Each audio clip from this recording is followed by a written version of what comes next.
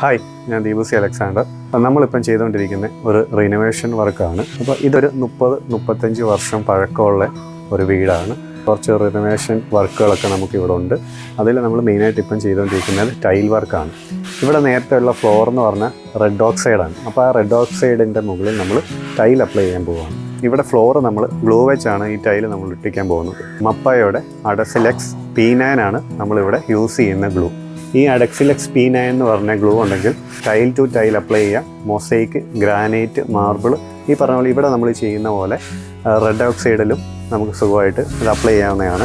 അതല്ലാതെ നമ്മൾ സാധാ ചെയ്യുന്ന പോലെ ചാന്തും സിമെൻറ്റും ഉപയോഗിച്ച് ചെയ്യുവാണെങ്കിൽ ടൈല് നമുക്ക് ഇളകി പോരാനുള്ള ചാൻസും ഉണ്ട്.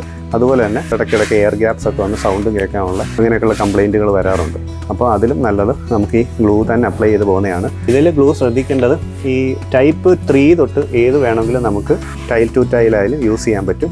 പക്ഷേ നമ്മളിവിടെ യൂസ് ചെയ്തിരിക്കുന്നത് ടൈപ്പ് 3 ആണ്. അപ്പം ടൈപ്പ് 3 കുറച്ചും കൂടെ സ്ട്രോങ് ആണ്. നമുക്കൊരു 25 കിലോയാണ് നമ്മൾ ഈ ബാഗ് വരുന്നത്. ഇതിൻ്റെ റേറ്റ് എന്ന് പറഞ്ഞാൽ ഒരു 1200-നകത്താണ് ഇതിൻ്റെ റേറ്റ് വരുന്നത്. ഈ ടൈല് നമ്മൾ അപ്ലൈ ചെയ്യുന്നതിന് മുമ്പ് നമ്മുടെ ഈ ഫ്ലോർ നല്ല രീതിയിൽ നനച്ച് തുടച്ച് വൃത്തിയാക്കിയതിന് ശേഷം വേണം നമ്മുടെ ഈ ഗ്ലൂ അപ്ലൈ ചെയ്യാനായിട്ട്. ഈ ഗ്ലൂ അപ്ലൈ ചെയ്ത് കഴിഞ്ഞാൽ നമുക്ക് ടൈൽ അതിൻ്റെ പുറത്ത് നമുക്ക് കറക്റ്റായിട്ട് വിരിച്ച് പോകാവുന്നതാണ്.